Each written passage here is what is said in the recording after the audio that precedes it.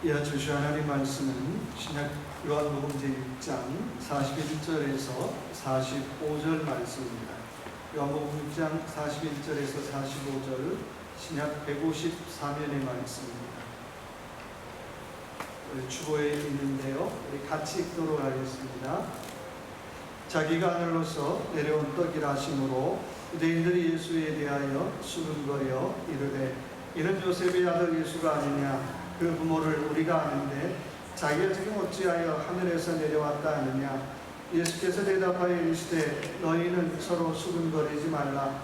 나를 보내신 아버지께서 이끌지 아니하시면 아무도 내게 올 수 없으니 오는 그를 내가 마지막 날에 다시 살리리라.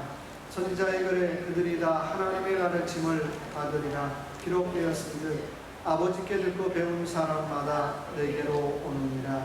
아멘. 우리 회원들하고 인사할까요? 네, 더운데 오시느라고 수고하셨습니다. 라고 인사합시다. 더운데 오시느라고 수고하셨습니다. 주신 말씀 가지고 인생 명일월 네 번째 시간으로 주신 은혜 같이 나누기 원합니다. 아마도 3년 전 통계 같아요. LA 지역에서 목회를 하지 않는 목회자의 숫자가 얼마나 되는지를 조사를 했습니다. 통계를 해보니까 약 30명 정도의 목사님이 사역을 하지 않는다라고 하는 통계가 나왔어요. 물론 코로나 팬데믹 시대를 거친 지금은 아마도 그 숫자가 더 늘어났을 것 같아요. 아마 4,000명, 5,000명 될지 몰라요.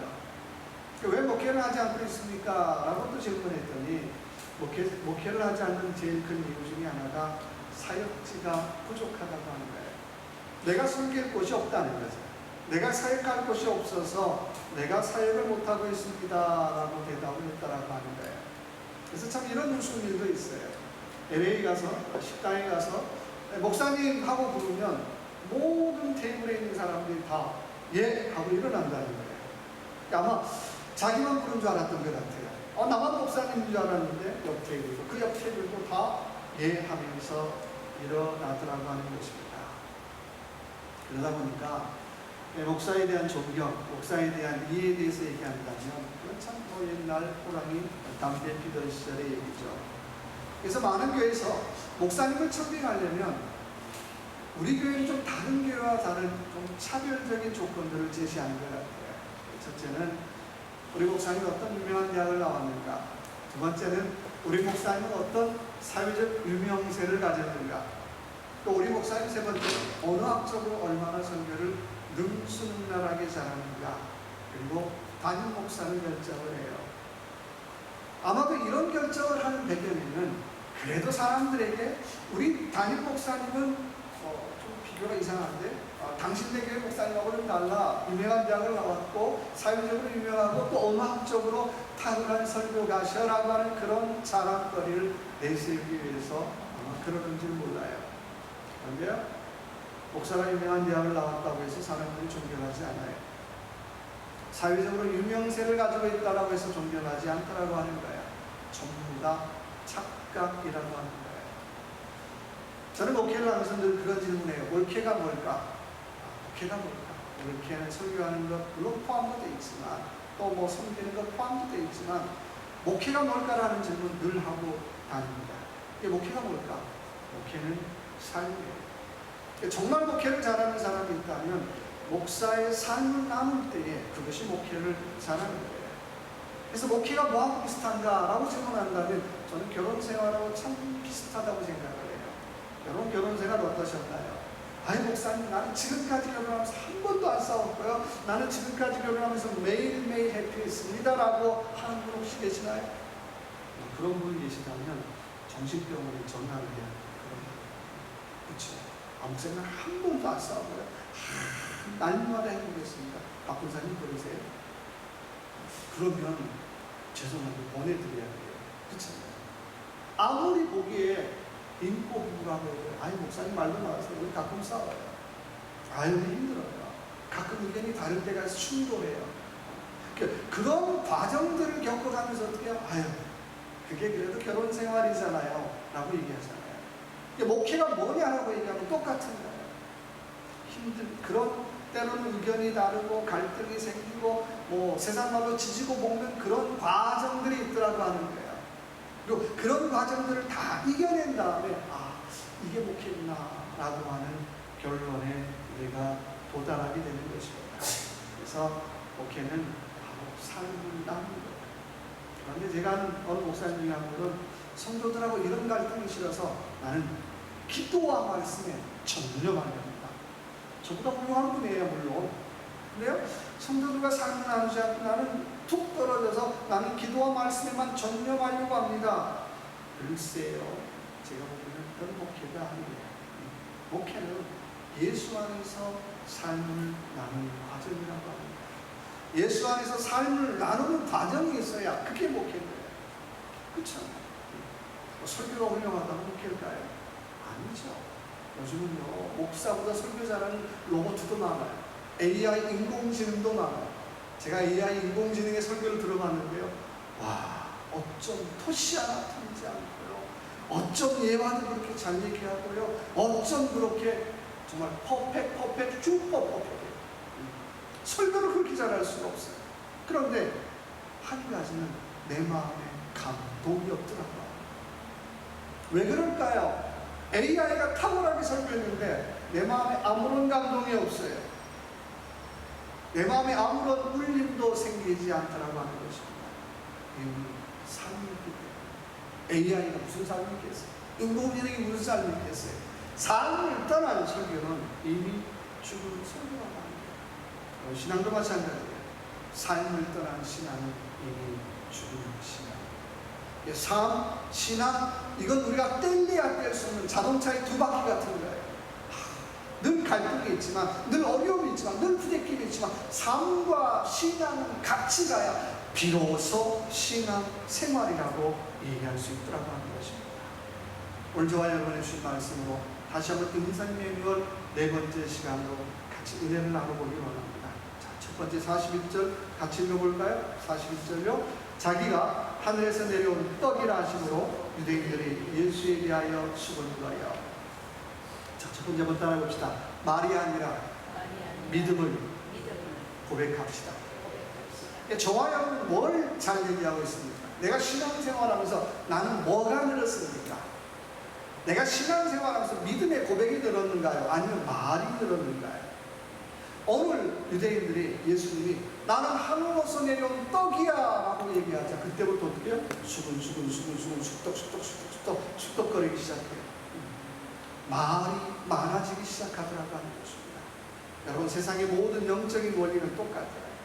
진리를 알아가면 알수록, 진리에 가까이 가면 갈수록 줄어드는 거 하나 있어요. 뭘 줄어들어요? 내 마음이 줄어들어요. 그렇지 않겠어요? 내가 진리에 가까이 가면 갈수록 줄어드는 건 바로 내 말이 줄어드는 거예요. 그러나 거꾸로 내가 진리에서 멀어지면 멀어질수록 많아지는 거 하나 있어요. 뭐가 많아질까요? 말이 많아져요. 여러분, 이것만 잘 기억하시면 돼요. 그 사람의 신앙이 좋은지 나쁜지 우리는 알 수 없어요. 그 사람의 신앙이 잘하는지 못하는지 우리 알 수 없어요. 방법은 딱 하나. 말이 많아. 진리와 좀 멀어지고 있네. 말이 많아. 믿음과 멀어지고 있네. 말이 많아. 신앙과 멀어지고 있네라고 우리가 짐작하면 되는 거예요. 그렇잖아요. 목회도 마찬가지죠. 그 사람 목회를 제대로 해서 삐까번쩍하게 뭘 세웠다, 목회를 잘한다. 그게 아니죠. 목회를 제대로 하면 할수록 하나님 앞에 가까이 가면 갈수록, 예수께 가까이 가면 갈수록 줄어드는 거 있어야 돼요. 말이 줄어들어요. 말이 줄어들어요. 근데 목사가 말이 안 줄어들고 어떻게 해요? 말만 많아져요. 그러다 보니까 어떻게 해요? 이 말 많은 걸 어떻게 해야 돼요? 자기를 신령한 사람처럼 어떻게 해요? 포장을 해야 돼요. 그래서 하다 보니까 쉰 목소리도 되고. 여러분, 쉰 목소리에 속으면 안 돼요. 목소리 쉬었다고 신령해지지 않더라고 하는 거예요. 중요한 건 나는 예수 믿고 무엇이 늘었느냐라고 하는 질문을 솔직히 좀 해보라는 거예요. 아유, 나는 예수 믿고 말이 많아졌어. 땡. 오죽하면 예수 안 믿는 사람들이 그러잖아요. 아유, 저 사람은 교회 나와서 어떻게 해요? 말은 잘해. 말은 많아졌어. 말만 잘해. 칭찬 아니잖아. 여기잖아. 그 사람 보기에도 어떻게, 저 사람은 예수 믿는다고 하는데 예수님 가까이는 가지 않고 여전히 말만 많아. 여전히 말만 잘해. 잘못 믿고 있다라고 하는 증거를 누가 얘기해 주는 거예요? 예수 안 믿는 사람이 얘기하고 있는 거예요. 그렇잖아요. 생각해 보자고요. 내가 정말 영적으로 하나님 앞에 가까이 갔다면, 내가 하나님 앞에 어떻게 가까이 갔다면, 가까이 가면 갈수록 당연히 어떻게 해요? 내가 무슨 할 말이 있겠어요? 하나님 이건 잘못됐고요, 그것도 잘못됐고요, 하나님 그건 더 잘못됐습니다라고 토달할 수 있겠어요? 내가 사람 앞에서는 토달할 수 있겠지요. 근데 하나님 앞에 가까이 가면 갈수록, 진리에 가까이 가면 갈수록 그 앞에 무슨 토를 달겠느냐는 거예요. 이거 아닌 것 같았는데 하나님 그게 맞네요. 내 생각이 이게 아닌 것 같은데 하나님 그게 맞네요. 점점점 어떻게 말수가 줄어들 수밖에 없더라고요. 점점점 어떻게 내 생각이 줄어들 수밖에 없어요. 점점점 내 고집이 줄어들 수밖에 없어요. 거기에 무슨 할 말이 있겠느냐는, 이스라엘 민족이 출애굽을 하면서 걸핏하는 하나님 앞에 부르짖어요. 출애굽기 14장 10절의 말씀에 이스라엘 자손이 심히 두려워하여 여호와께 부르짖고, 출애굽기 14장 15절의 말씀에 여호와께서 모세에게 이르시되 너는 어찌하여 내게 부르짖느냐라고 말씀하고 있어요. 여러분, 이스라엘 민족에 많은 특징이 있지만 이스라엘 민족의 특징을 꼽으라고 한다면 힘들 때마다 어떻게 해요? 걸핏하면 어려울 때마다 cry out 부르짖는 거예요. 영어로 cry out이라는 단어가 뭡니까? 마음속에 있는 두려움을 확 쏟아냈다라고 하는 거예요.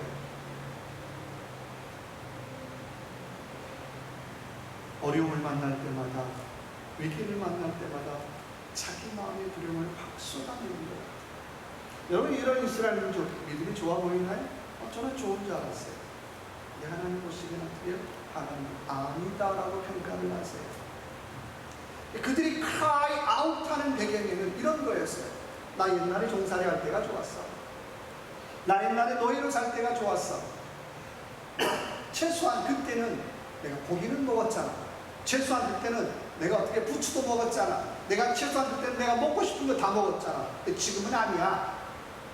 그리고 뒤에서 애굽의 군대가 쫓아오기 시작해. 애굽의 말바꾸 소리가 따각따각 들릴 때마다 어떻게 해요? cry out. 우리 일이 아닌 것 같아요.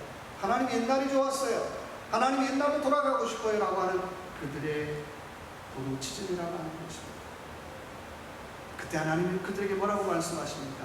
출애굽기 14장 13절의 말씀에 모세가 백성에게 이르되 너희는 두려워하지 말고 가만히 있어서 여호와께서 오늘 너희를 위하여 행하시는 구원을 보라고 말씀하고 있어요.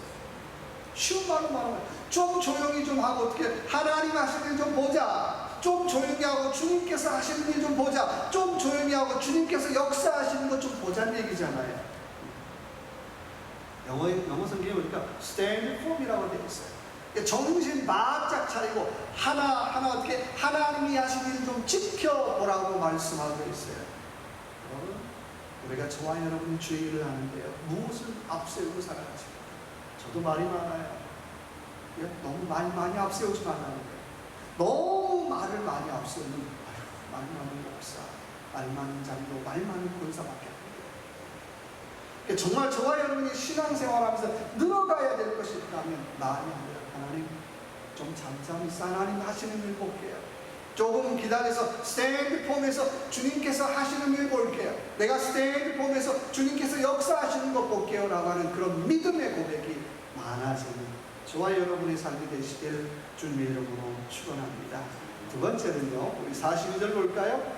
이르되 이는 요셉의 아들 예수가 아니냐. 그 부모를 우리가 아는데 자기가 지금 어찌하여 하늘에서 내려왔다 하느냐.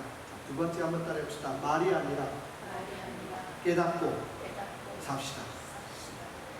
말이 아니라 깨닫고 좀 살라고 하는 거예요. 오늘 예수님께서 나는 생명의 떡이라고 말하자 유대인들의 반응은 이런 거였어요. 내가 그 아버지도 아는데, 엄마도 아는데, 그 형제들도 아는데, 내가 다 아는데. 여러분, 이게 아는 걸까요? 물론 생물학적으로 본다면, 관계학적으로 본다면 내가 그 사람 아는 것, 내 옆에 있는 이웃들 아는 거 안다고 말할 수 있어요.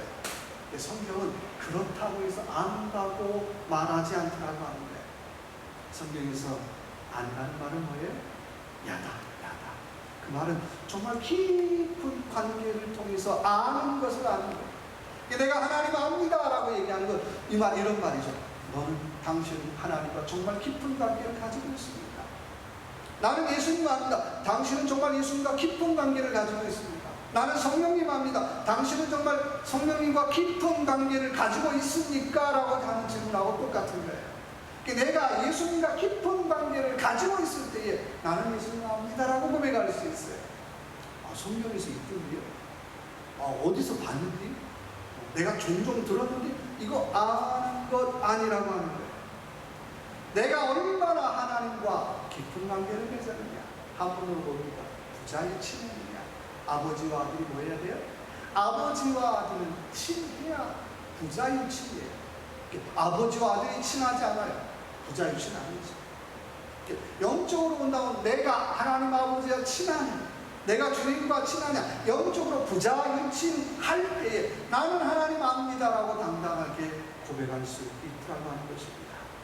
요즘 한국의 섬이나 산에 가보면 꼭 한 사람씩 이런 사람이 있죠. 나는 자연인이다 뭐 이런 거 있잖아요. 어디에나 다 있는 것 같아요. TV를 보면 뭐 좋은 물 맑고 좋은데 뭐 섬 조용한 데 보면 꼭 어떻게 한 사람씩 불쑥불쑥 튀어나오죠. 그리고 나는 자연인이다. 나는 자연인으로 사는 것도 그렇게 썩 나쁘지 않은 것 같아요. 근데요, 신앙은 나는 자연인이다가 아니에요. 나는 자유인이다. 나는 자유인이다. 어디에서요? 나는 예수 안에 영적인 자유인이다라고 하는 고백으로 사는 것이 신앙 생활인 줄로 믿습니다. 그거 없으면 그냥 나는 내 마음대로 하고 싶은 대로 살지. 아니죠. 나는 자유인이 아니라 내가 예수 안에 영적인 자유인으로 사는 그런 깨달음의 고백이 있느냐라고 하는 것입니다. 아마도 뭐 최근에 가장 핫한 이슈를 꼽으라고 한다면 유명한 동성애 문제일 거예요. 남성 동성애자를 게이라고 하고 여성 동성애자를 트랜스젠더라고 하죠. 지난 주간에 LA에서 있었던 일이에요. 감리교회 한 목사님이 동성애를 반대한다고 해서 교단으로부터 해고가 되는 사건이 일어났습니다. 뭐 미국뿐만이 아니라 한국도 성소수자의 문제가 큰 이슈가 되고 있어요. 가만히 미국에서 동성애를 찬성하는 사람들의 그 유형들을 보니까 거의 다가 고학력자들이 동성애를 찬성해요. 아마 여기다가 동성애 이슈를 여기다가 내놓는다면 우리 안에도 동성애에 대한 여러 가지 많은 의견들이 있을 것 같아요. 아이 목사님 내가 생물학적으로 아는데요. 아이 목사님 내가 사회학적으로 아는데요. 그거 아닌 것 같아요. 아마도 저를 포함해서 나름대로 안다고 하는 분들이 참 많을 것 같아요. 그런데 오늘 제가 깨닫는 것 중에 하나는 뭐냐면 하나님은 오늘 저를 남자로 만들었다는 거예요. 창세기 1장 27절의 말씀에 하나님이 사람을 창조하시되 남자와 여자로 창조하시고, 내가 다 부정하고 싶어도 나 부정할 수 없는 것 중에 하나가 뭡니까? 하나님이 오늘 나를 남자로 만들었다는 거예요. 하나님이 오늘 나를 여자로 만들었다는 거예요. 뭐 내 안에 여성성이 있는지 없는지 난 잘 모르겠는데 하나님이 오늘 나를 남자로 만들었다는 게 중요하죠. 하나님이 오늘 나를 여자로 만들었다고 하는 게 중요하죠. 뭐 나를 짬뽕으로 중간으로 만들었지 않았다는 거예요. 그러니까 우리가 동성애 문제를 얘기할 때도 시작은 하나님이 오늘 나를 남자로 만들었다는 거예요. 내가 다 부정하고 싶은데 이미 남자로 지음받았다는 거예요. 이미 여자로 지음받았다는 거예요. 이 사실을 부정하고 어떻게 해요? 다른 걸 모르냐면 이미 어떻게 해요? 삐딱선으로 가는 거예요. 잘못되어 가는 거예요. 내가 다 부정하고 싶은데 나를 남자로 만들었잖아. 나를 여자로 만들었잖아요. 그 얘기는 하나님께서 오늘 나를 남자로서 해야 할 일이 있다라고 하는 거예요. 하나님이 오늘 나를 여자로서 해야 될 일이 있다라고 하는 것입니다. 이거 다 무시해버리면 안 된다라고 하는 거예요. 물론 그렇게 돼서 동성애를 지지하면 사회적으로 좀 똑똑한 사람이라고 하는 칭찬을 받을 수 있을지 몰라요. 근데 하나님의 영역에서 한번 생각을 해보시면 좋을 것 같아요. 그렇다고 여러분에게 동성애자를 함부로 대하라 그런 뜻은 추가가 아니에요. 개인적으로는 동성애를 반대하지만 그렇다고 해서 동성애자가 우리 교회에 온 것까지는 반대하고 싶지는 않아요. 그러니까 내가 아는 것이 진짜 아는 것인가라고 하는 질문을 해보라고 하는 것입니다. 그리고 내가 아는 것을 뛰어넘어서 내가 정말 영적으로 깨닫고 살아가는가. 하나님 말씀을, 하나님 진리를 깨닫고 살아가는가. 그럼 뭐든지 여기에서부터 출발해야 되죠. 그래서 원하기는 저와 여러분이 안다라고 말하는 것이 아니라 내가 하나님 말씀을 깨닫고 살기를 원합니다. 진리를 깨닫고 살기를 원합니다라고 하는 믿음의 고백을 가지고 살아가는 저와 여러분의 삶이 되시길 주님의 이름으로 축원합니다. 세 번째는요, 우리 45절 같이 읽어볼까요? 선지자의 글에 그들은 다 하나님의 가르치심을 받으리라. 기록되었으니 하나님께 듣고 배우는 사람마다 내게로 옵니다. 자, 세 번째 따라해 봅시다. 말이 아니라 예수님께 배웁시다. 말이 아니라 예수님께 배우라는 거예요. 저하고 똑같은 얘기예요. 저한테 말만 배우시면 안 돼요. 정 목사가 뭐 그냥 별로 배울 건 없는데 말만 배우면 어떻게 해요? 말만 배우면 정말 어떻게 배울 것인 그 삶의 한 부분을 배우라고 하는 거예요. 예수님이 말 배우라고 얘기하는 거 아니잖아요. 배운다라는 말은 반복한다라고 하는 뜻과 똑같아요. 뭐가 배우는 겁니까? 하루하고 땡 끝나는 게 배우는 게 아니라는 거예요. 어제도 했고요, 오늘도 했고요, 내일도 하는 게 배우는 거예요. 오늘 예수님에게 배운다라고 하는 건 이런 거죠. 예수님의 기도 어떻게 해요? 어제는 한 번 했어. 배우는 거 아니죠. 어제 했어요, 오늘 했어요, 내일도 하는 거예요. 배우는 거예요. 예수님의 성김 어제도 했어요, 오늘도 했어요, 내일도 했어요. 이게 배우는 거예요. 오늘 예수님이 나는 하늘에서 내려온 떡이라고 말하자마자 67절 한번 볼까요? 이렇게 말씀하고 있어요. 예수께서 12 제자들에게 이르시되 너희도 가리우냐. 66절에 말씀에 그때부터 그의 제자 중에서 많은 사람이 어떻게 해요? 떠나가고라고 말씀하고 있어요. 여러분 생각해 보세요. 어제까지 오병이의 정말 엄청난 잔치를 통해서 공짜빵 다 얻어먹었잖아요. 와, 예수님만 있으면 경제적인 문제가 해결될 것 같아요. 예수님만 있으면 먹고 사는 문제 해결될 것 같아요. 근데 예수님 오늘 뭐라고 얘기해요? 나는 하늘로부터 내려온 떡이야. 너희가 이 떡을 먹지 않으면, 이 신령한 떡을 먹지 않으면 너희가 어떻게 해요? 나와 함께하는 것이 아니야. 자꾸 영적인 얘기 나왔어요. 사람들은 빵 달라고 얘기하는데 예수님 자꾸 영적인 얘기를 하고 계시는 거예요. 그러자 어떻게 해요? 아까 공짜 빵을 먹었던 사람들이 슬금슬금 어떻게 해요? 도망가기 시작해요. 여러분, 세상 사람들이 관심 있는 얘기가 뭘까요? 빵 얘기죠. 다른 말로 말하면 경제적인 얘기예요. 좀 직설적으로 얘기하면 돈 얘기잖아요. 교회에서 어떤 얘기를 가장 좋아할까요? 경제적인 얘기 좋아하죠. 여러분 잘 먹고 잘 살 겁니다라고 얘기하면 정말 좋아해요. 근데 가장 듣기 싫은 소리가 뭘까요? 자꾸 영적인 얘기하면 어떻게 해요? 듣기 싫어요. 귀찮아요. 심지어는 잘 믿는 사람들도 자꾸 영적인 얘기하면 슬금슬금 어떻게 해요? 뒷걸음질 쳐요. 내가 원하는 건 빵 얘기입니다. 내가 원하는 건 경제적으로 잘 사는 얘기입니다. 내가 원하는 건 경제적인 얘기입니다. 근데 거기다가 자꾸 영적인 얘기를 하면 사람들이 슬금슬금 뒷걸음질 치기 시작하더라고 하는 거예요. 여러분, 교회는 공짜 빵 공장이 아니에요. 교회는 신령한 빵이신 예수를 가르치고 전하는 것이 교회라고 하는 것입니다. 그러니까 듣기 싫어도 자꾸 들어야 돼요. 중요한 건 듣는 것으로 끝나는 것이 아니라 오늘 말씀 보니까 예수님께 배우라고 말씀하고 있어요. 예수님께 배워야 돼요. 내가 어떻게 살아야 됩니까? 예수님 하던 대로 한번 따라해보는 거죠. 내가 어떻게 기도해야 됩니까? 예수님 하던 대로 기도해보자는 거예요. 내가 어떻게 섬겨야 됩니까? 예수님 섬겼던 대로 한번 섬겨보자라고 하는 거예요. 내가 서툴지만 하나하나 예수님께 배워서 예수 살이를 해보는 것이 건강한 신앙 생활인 줄 믿습니다. 그렇지 않겠어요? 내가 힘들지만 하나하나 예수 살이를 해볼 때 사람들이 이런 얘기해요. 저 사람 조금 예수 냄새가 나는 것 같아요. 조금 예수님이 티가 나는 것 같아요. 저 사람 그래? 그래도 예수 쟁인 것 같아. 좋은 의미요. 이게 신앙생활이죠.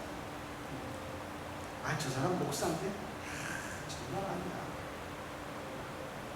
저는 이런 얘기 참 많이 들어요. 저 사람 장로인데 정말 아니야. 고개를 너무 흔들린다. 그 얘기는 뭐냐면 예수 살이를 안 하고 있다. 예수님께 안 배우고 있다는 거잖아요. 내가 목사인 게 중요한 게 아니라 얼마나 예수님에게 배우고 있느냐, 그리고 예수 살이를 얼마나 하느냐, 그리고 조금이라도 예수 믿는 티가 나고 있느냐, 뭐 자랑하려고 하는 게 아니라 그때 사람들이 예수 믿는 사람 같아라고 얘기할 것 같아요. 시집온 며느리가 제일 힘들어하는 게 뭘까요? 일명월에 시집살이잖아요. 연말에 시집살이에 대해서 귀머거리 3년, 벙어리 3년, 장님 3년. 얘기를 뭐예요? 보고도 못 본 채, 들어도 못 들은 채, 뭐 하고 싶은 말도 어떻게 안 한 채 지나가야 어떻게 제대로 시집살이 할 수 있다는 얘기를 이렇게 비유롭게 표현한 것 같아요. 여러분, 시집살이가 쉽다는 사람 하나도 없어요. 저는 안 해봤지만 정말 힘들어요. 그런 얘기는 참 많이 들었어요. 그렇다면 우리는 어떨까요? 저와 여러분이 오늘 예수를 믿는다라고 하는 것은 영적으로 표현한다면 내가 예수 그리스도에게 시집가는 거잖아요. 그렇죠? 그렇다면 우리는 영적으로 예수 살이를 배워야 한다라고 하는 거예요. 서툴러버려? 배워야 되죠. 좀 부족해도 배워야 되죠. 그리고 부족하지만 점점 어떻게 우리의 삶이 예수 그리스도에게로 나아가야 한다라고 하는 것입니다. 예수를 닮아가는 거예요. 영적인 방향성이 중요하죠. 우리는 오늘도 질문해 봐야 돼요. 나는 오늘도 예수에게 나아가고 있는가? 이 질문이 어렵다면 오늘도 나는 내 믿음이 성장하고 있는가? 내 믿음이 성장하고 있는가? 뭐 설교가 잘하고 있는가? 이런 얘기 하지 말고 오늘도 내 믿음이 성장하고 있는가? 내 신앙이 성장하고 있는가? 예수 만난 사람은 예수 앞에 나아갈 수밖에 없어요. 왜 안 나갑니까? 왜 못 나갑니까? 답은 하나죠. 못 만났기 때문에 못 나가요.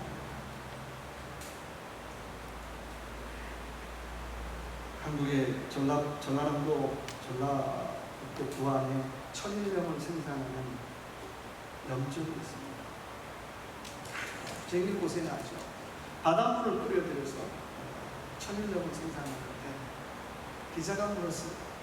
이거 천일염 생산하면 이거 시간이 얼마나 걸립니까? 우리 하는 얘기가 천일염 생산하는 바닷물을 끓여서 끌어들여서 15일 동안 햇빛을 말려야 됩니다. 말리고 다시 거두고 말리고 다시 거두고 말리고 다시 거두고. 그래서 그분들이 하는 얘기는 기자 양반 소금 농사는 하늘 농사입니다. 하늘이 돕지 않으면 이 천일염은 거둘 수 없답니다. 만약에 이 소금을 말리다가 오늘 비가 온다 그러면 새벽에도 뛰어나가야 되고 밤에도 뛰어나가야 되고 밤중에도 뛰어나가야 돼요. 왜냐하면 소금은 물이 닿으면 녹아버려요. 그들이 그렇게 고백하는 말은, 그러면서 고백하는 말은 소금 농사는 하늘 농사. 그리고 신앙생활도 마찬가지입니다. 오늘 저와 여러분 하늘 농사 잘 지어야 되잖아요. 어떻게 하면 잘 지을까요? 예수 살이밖에 없습니다. 부족하지만 내가 예수를 닮아가고, 부족하지만 예수님을 좋은 표현도 흉내내고, 나도 예수님처럼 기도해보고 예수님처럼 섬겨보고 예수님처럼 살아가고 있을 때에 비로소 우리가 하늘 농사를 잘 지을 수 있다는 것입니다. 그래서 이 하루도 저와 여러분의 삶을 통하여 다시 한번 주님, 나는 괜찮게 믿겠죠가 아니라 내가 예수 살이를 통해서 내가 하늘 농사 잘 짓기를 원합니다. 하늘 농사 잘 짓는 교회, 하늘 농사 잘 짓는 가정, 저와 여러분의 삶이 되시길 주님을 축원합니다. 같이 한번 기도합시다. 기도할 때 하나님, 내가 말이 아니라 믿음을 고백하기를 원합니다. 말이 아니라 깨닫고 살기를 원합니다. 말이 아니라 예수님께 배우기를 원합니다.